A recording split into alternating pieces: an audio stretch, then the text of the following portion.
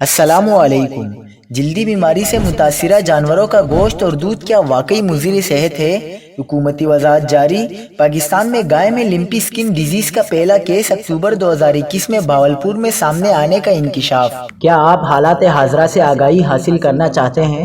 خبر کے پیچھے چھپے اصل حقائق جاننا چاہتے ہیں تو ابھی سبسکرائب کیجئے جلمل پاکستان کو اور ساتھ ہی گھنٹی کے نشان پر کلک کر دیں۔ آپ کو بتاتے چلیں کہ سندھ کے وزیر لائف سٹاک عبدالباری پیتافی کہتے ہیں کہ کراچی میں 15,000 اور سندھ بھر میں 35,000 جانور متاثر ہوئے۔ مرغیوں میں کوئی وائرس نہیں آیا۔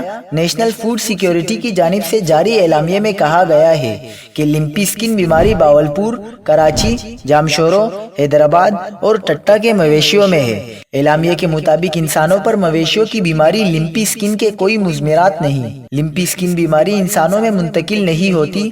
متاثرہ مویشیوں کا ابلا ہوا دودھ اور اچھی طرح پکا ہوا گوشت انسانی استعمال کے لیے محفوظ ہے۔ لمپی سکن کی بیماری مچھروں، مکھیوں اور کھٹمل کے کاٹنے سے پھیلتی ہے۔